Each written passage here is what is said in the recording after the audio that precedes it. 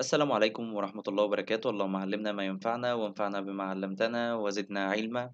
أهلا وسهلا بيكم، معاكم محمود زايد وفيديو جديد وحلقة جديدة من سلسلة فيديوهات استخدام الذكاء الاصطناعي في التصميم. على مدار الحلقتين اللي فاتوا أو الفيديوهين اللي فاتوا اتكلمنا عن ميد جورني واستخدامه في توليد الديزاينز أو توليد الصور باستخدام الذكاء الاصطناعي.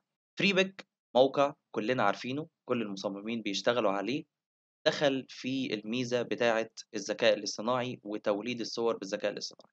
فإحنا في الفيديو ده هنتكلم عن فريبك وأهميته بالنسبة للمصممين، وكمان هنتكلم عن الميزة بتاعة الذكاء الاصطناعي اللي لسه مستجدة في الموقع ده. بس كل ده هنشوفه مع بعض بعد الانترو. زي ما قلنا في المقدمة، فموقع فريبك من أهم المواقع اللي المصممين بيتعاملوا بيها على مدار مثلًا اليوم أو على مدار الشغل بتاعهم. بالنسبة للموقع ده هو موقع مجاني، أو على الأقل بيدّيك مثلًا بعض الصور اللي أنت بتنزّلها مجانية. موقع تقدر تنزّل من عليه ملفات PSD vector، مثلًا صور، حاجات icons. يعني مش هنتكلم عن مميزات فريبك، هو مشهور جدًا والناس كلها عارفاه.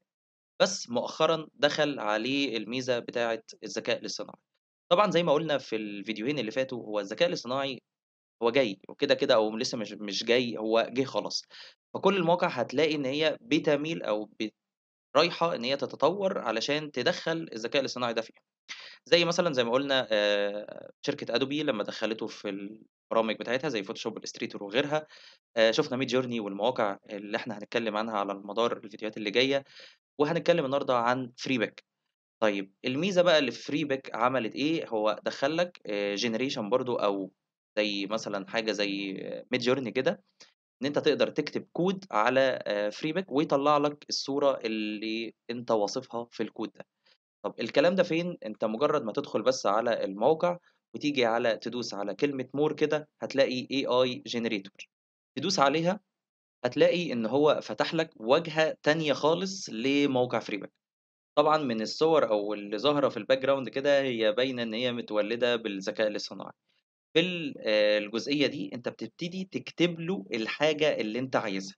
يعني على سبيل المثال، أنا لو جيت مثلًا كتبت كده cat مثلًا wearing hat مثلًا، لو الجملة صحيحة، أبتدي إن أنا أدوس enter وأشوف. هو هيبتدي إن هو يطلب مني هنا login، فأنا هاسجل بالإيميل بتاعي عادي، هاعمل login بالمنظر ده. تمام، وهاقول له generate أو هو هيولد على طول.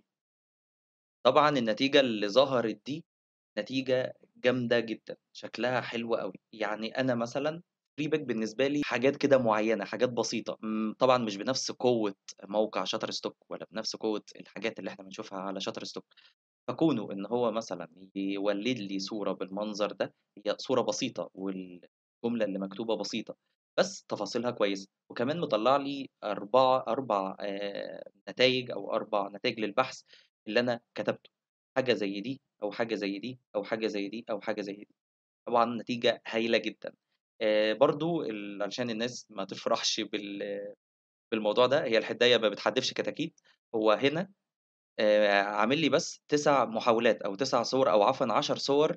هابتدي إن أنا أنزّلهم من على Freeback، أو هابتدي إن أنا أولّدهم من على Freeback. طبعًا أنا باجي بادوس على download image وبتنزل معايا. وممكن إن أنا أعمل لو ما عجبتنيش ال4 نتايج دول، ممكن إن أنا أدوس على generate new images ويولّد لي حاجات غيرها. في ميزة كمان غير دي موجودة في Freeback. لو إحنا رجعنا للموقع بتاعنا عادي وجينا هنا مثلًا، أنا هابحث بكلمة برجر، عايز صورة للبرجر وأدوس enter، بيجيب لي الصور دي. الناس بقى اللي هي بتحدد نتايج البحث بتاعتها، يعني هو مثلًا من الfilters هنا كنا بنيجي مثلًا لو عايز أنا البرجر ده PSD أو فيديو أو مثلًا vector أو photo، وبنيجي الlicense طبعًا بنخلّيها free لو أنا ما عنديش account premium. وباجي مثلًا هنا على الألوان، وباجي مثلًا على الfile type عايزه JPG والّا AI والّا EBS والّا PSD file، الorientation، الstyle. طبعًا المميزات دي موجودة طبعًا في freeback ومش هنتكلم عنها كتير. بس الميزة بقى الزيادة أو في الasset type دي، اللي هو زوّد لي AI image. يعني أنت عايز برجر بس متولد بالذكاء الاصطناعي، في ناس عملته أو الموقع بيولده أول بأول ويبتدي إن هو يحطه لك. فأنا لو دوست كده على AI image بابُص كده، يعني تخيّلوا معايا إن الصور دي معمولة بالذكاء الاصطناعي، يعني أنا بيتهيأ لي إن هي أحسن كمان من الحقيقية اللي موجودة. فكون إن هو يطلّع لي حاجة زي دي، أنا FreeBic ابتدى يفوق، يعني أنا مش متوقع إن ده FreeBic، وكمان في صور free وفي صور premium. زي ما باقول لكم كده، هي الحداية ما بتحدّفش كتاكيت طبعًا، بس كون إن هو يطلّع لي نتايج يا عم premium free أيًا كان، دي حاجة جامدة جدًا بالنسبة لFreeBic.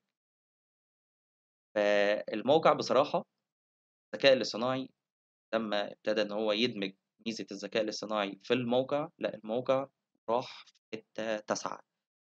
جامد جدًا، جدًا. يعني إحنا كاتبين prompt هنا بسيط ومطلّع لي النتيجة بالمنظر ده. تخيّلوا بقى لو أنا ادّيته تفاصيل أكتر وأكتر، هنشوف بعد كده، يعني عشان ما نطوّلش وقت الفيديو بس، هنشوف بعد كده لو أنا ابتديت إن أنا أدّي له تفاصيل أكتر، هل هيطلّع لي الصورة بالنتيجة اللي أنا متوقعها والّا هيفضل free pick زي ما هو free pick حاجات محدودة. بس باللي أنا شايفه ده، وباللي أنا شايفه باللي هو يعني متوقعه أو التحديثات اللي هو بيعملها، لأ الموقع ده بالذكاء الاصطناعي هيروح في حتة تانية، هيبقى جامد جدًا. على ذكر free pick وعلى ذكر الموقع ده وإن هو مدخّل فيه الذكاء الاصطناعي وميزة الذكاء الاصطناعي، فطبعًا Shutterstock هو عامل الميزة دي تقريبًا نفس برضه الوقت اللي free pick عمل الميزة دي، كان Shutterstock عاملها قبليه بفترة.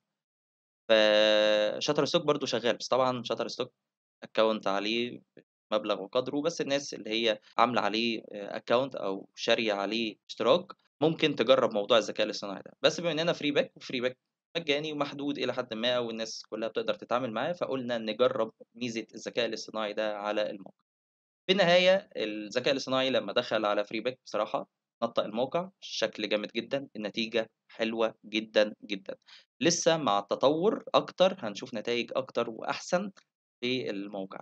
وبكده نكون وصلنا لنهاية الفيديو التالت في سلسلة فيديوهات إزاي تستخدم الذكاء الاصطناعي في التصميم بتاعك، ولسه معانا فيديوهات أكتر وأكتر، ولسه معانا حاجات هنكتشفها وهنشوفها في مواقع بتستخدم الذكاء الاصطناعي أو حتى websites مخصصة للذكاء الاصطناعي ده، أو كمان فوتوشوب أو الillustrator وميزة الذكاء الاصطناعي اللي اندمجت ليه. وفي نهاية الفيديو ده ما تنساش تعمل لايك للفيديو، شير وسبسكرايب للقناة، وكمان تفعّل زرار الجرس عشان يوصلك كل جديد.